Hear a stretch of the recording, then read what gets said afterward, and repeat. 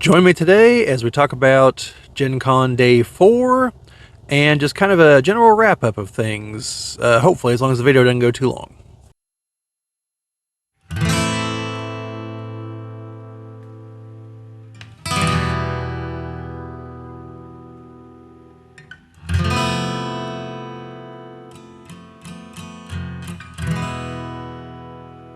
This is the Geek Cabal channel. My name is Bobby, and today we're going to be talking about the fourth and final day of GenCon 2024.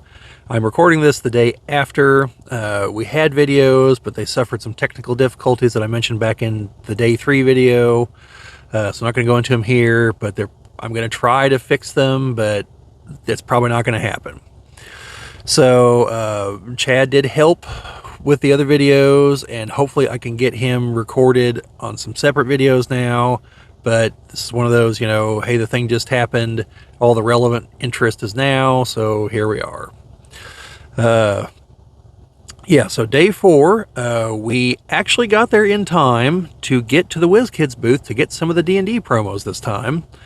Didn't the other 3 days, but somehow on Sunday, which is usually the day that we're late because we don't care about getting there on time and we're very tired at that point.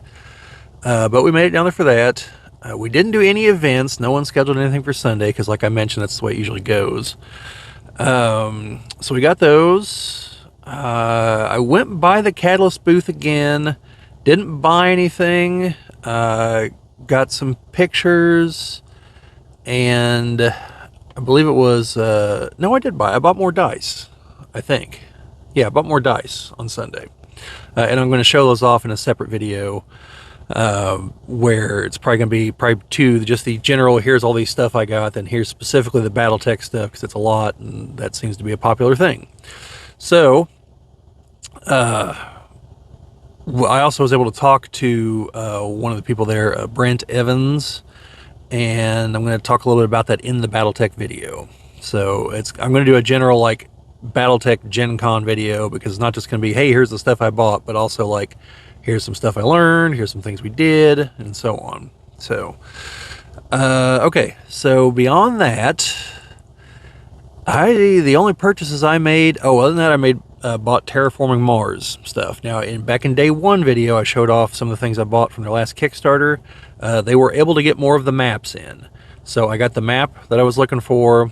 I bought 2 of the Ares Expedition expansions for my older sister, because she has that game in one of the expansions. I got the other 2, so now I think she has that game complete for everything that's out so far.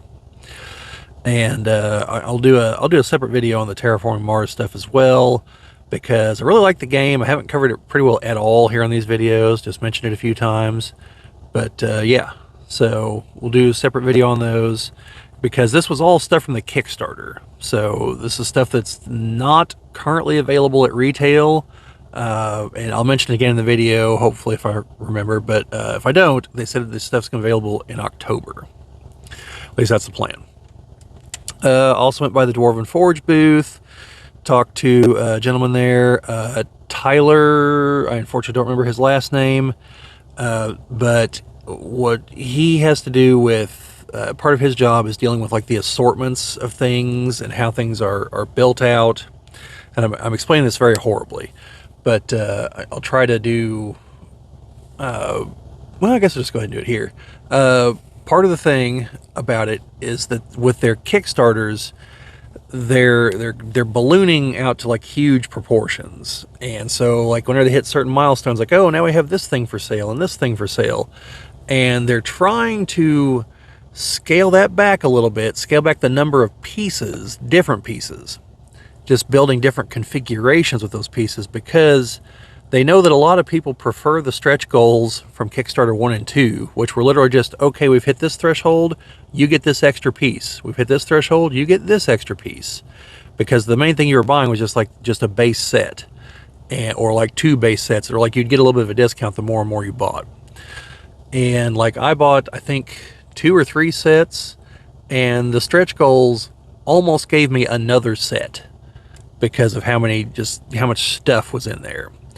And they know people want that, so they're trying to figure out how to get back to something closer to that.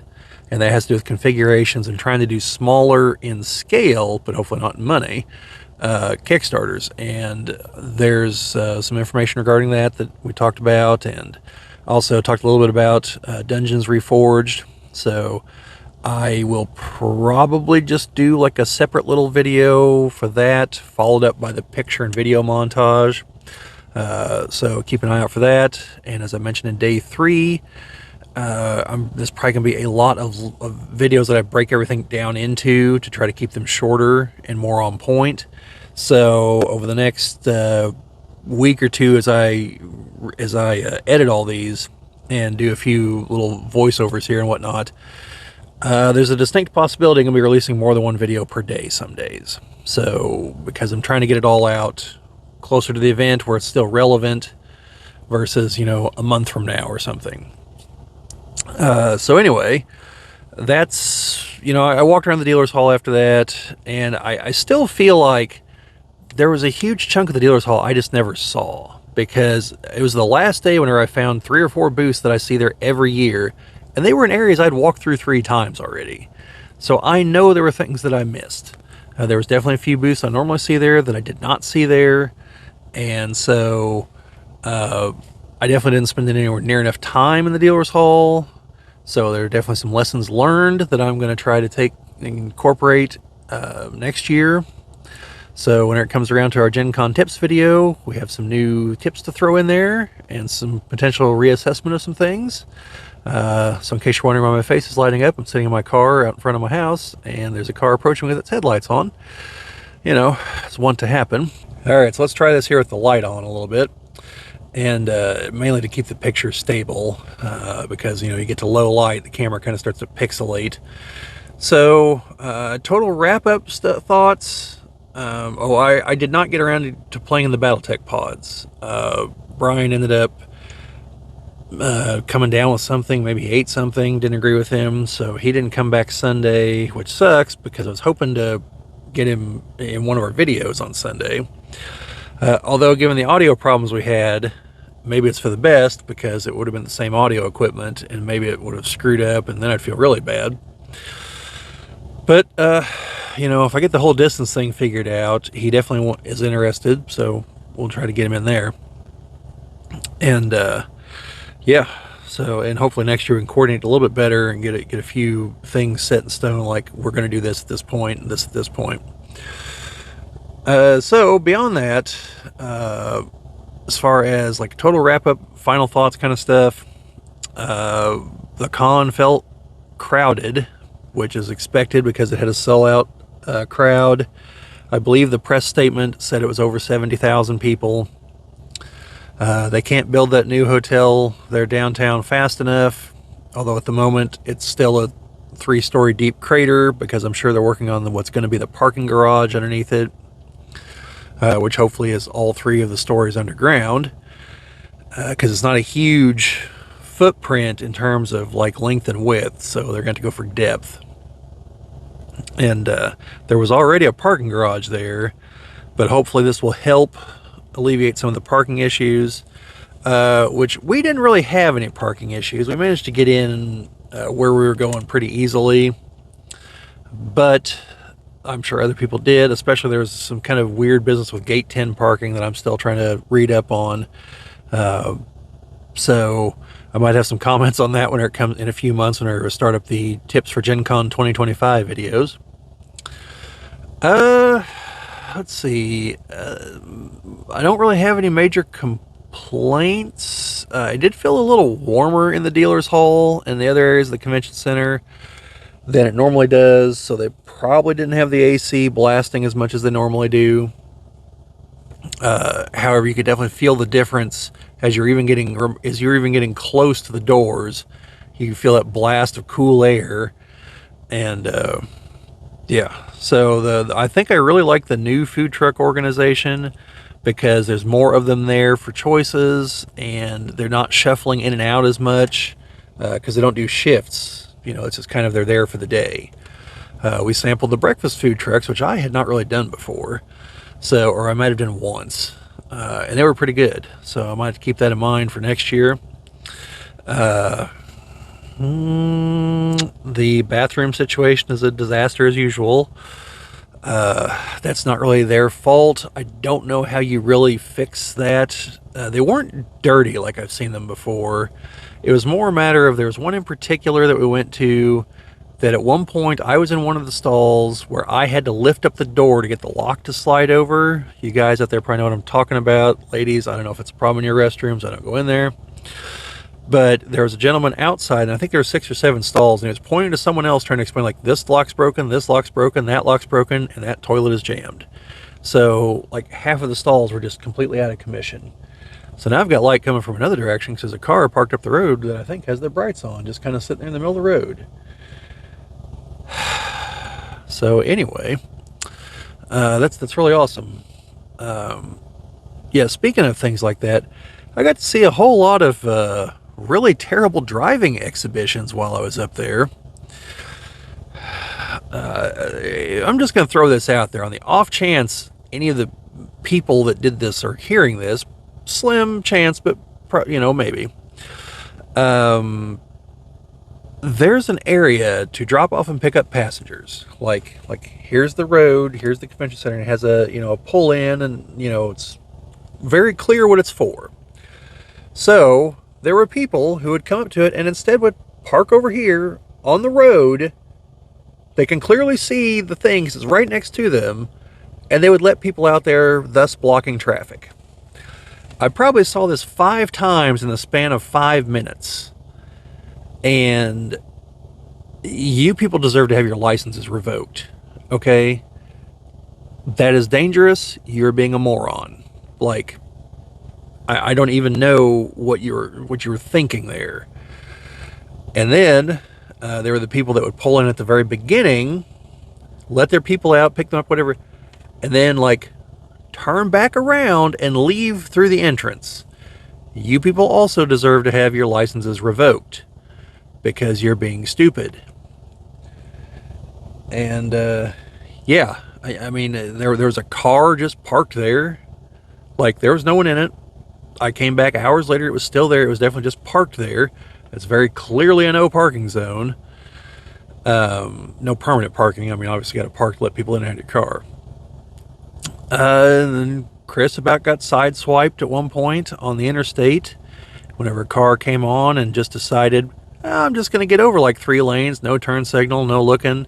And the best part was we could even see in their side rearview mirror that they had the little warning light going off telling them there's a car next to them. Didn't deter them at all. So yeah, definitely going to be my advice for next year of look out, bunch of stupid drivers out there. Chad showed me some video of part of 465 underwater at one point. That was interesting. Didn't think that was possible. Yeah, so a lot of road stuff going on up there this year. A lot of bad driving. Let's see. I had to debate on whether or not to get inside the convention center. They offered a cup approximately this tall, about that wide, give or take. It was $22, and then $1 every time you wanted to refill it.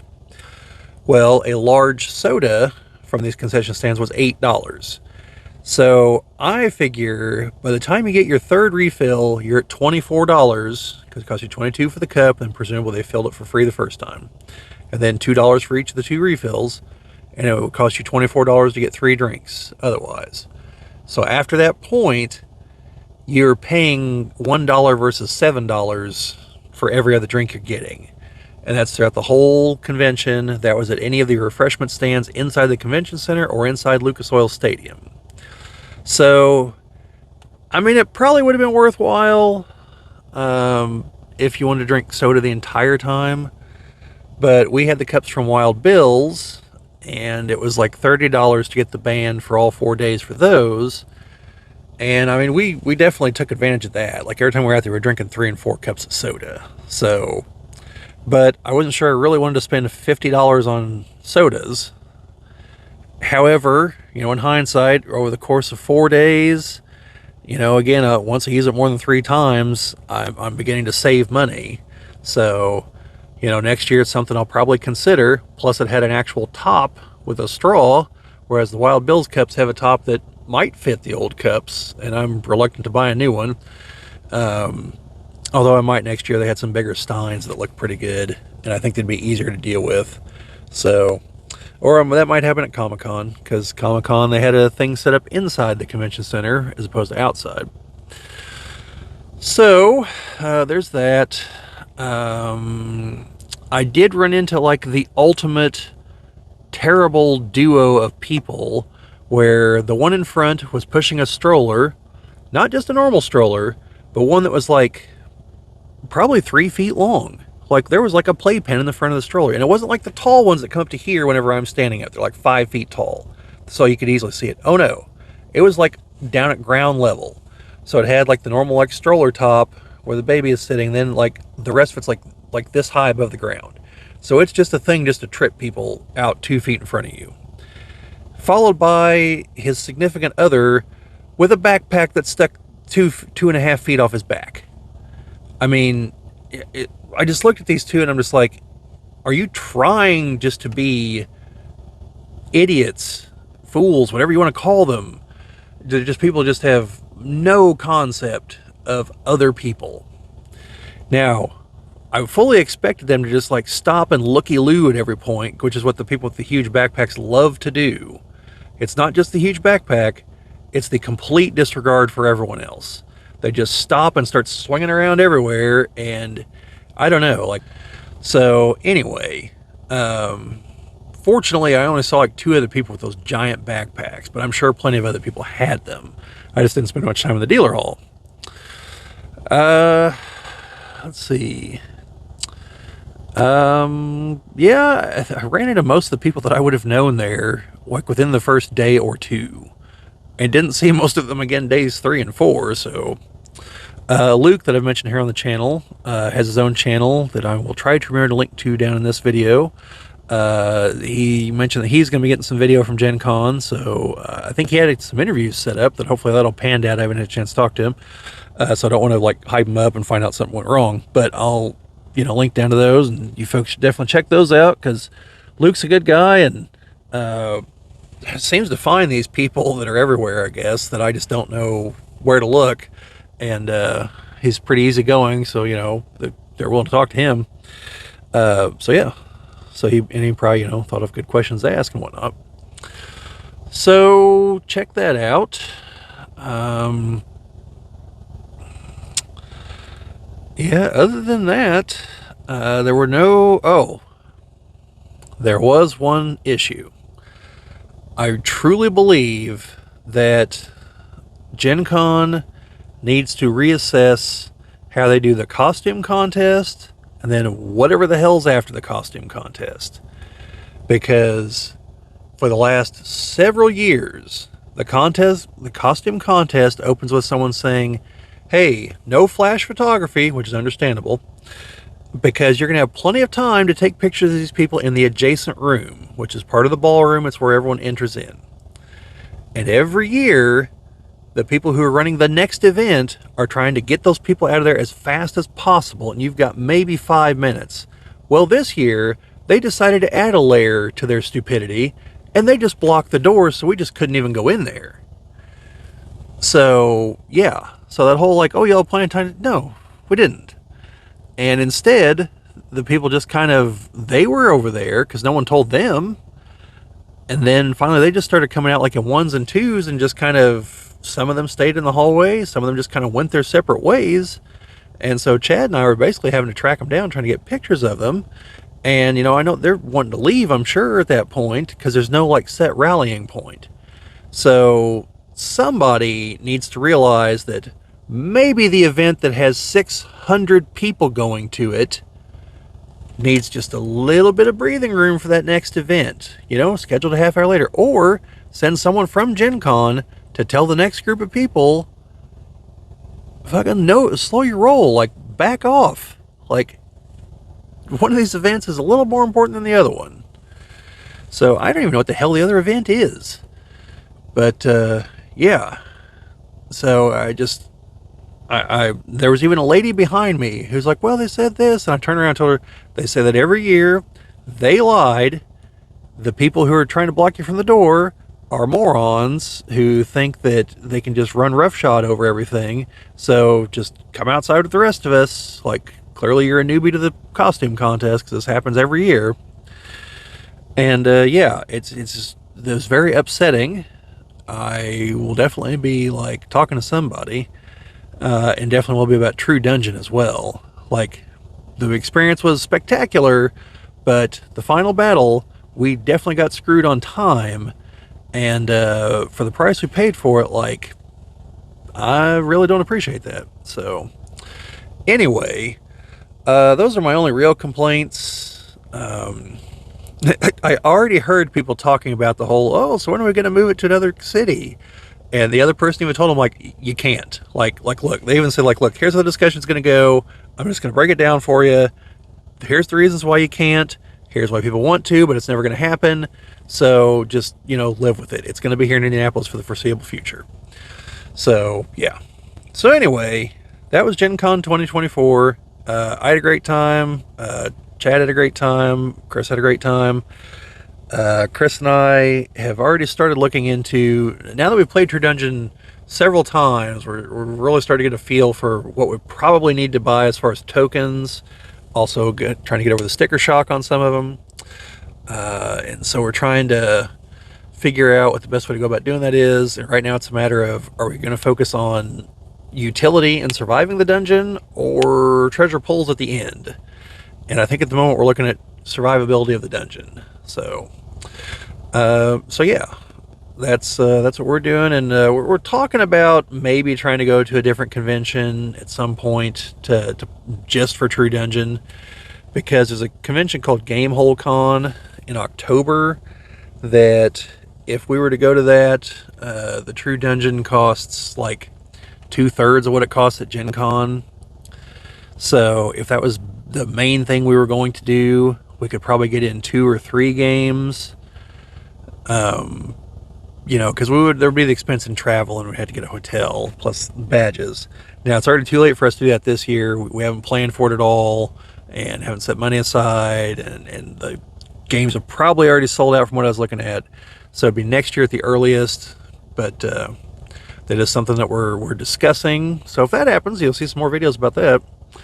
But otherwise, that's about all I've got. So like I said, just keep an eye out for, I've got several other videos. I've got a lot of material that I'm going to be turning into other videos and stuff I'm going to be talking about from Gen Con. So, next couple weeks, expect to see more Gen Con videos. But yeah, other than that, let me know what you guys think down in the comments. Did you guys go to Gen Con? Did you want to go and weren't able to? What did you see if you went? Is there anything else you want to know about what we did down there? I'm sorry I don't have like visual aids, and we're definitely still working out the best ways to film at these conventions. So Comic-Con next year will probably be another trial run on some things. But yeah, anyway, like, share, subscribe, all that fun stuff. We always appreciate it. It helps grow the channel. We finally hit 400 subscribers, so expect a video about that too. But yeah, and we thank all of you out there for helping us with that. Obviously couldn't have done it without you. So definitely appreciate it. And yeah, other than that, we'll see you folks later.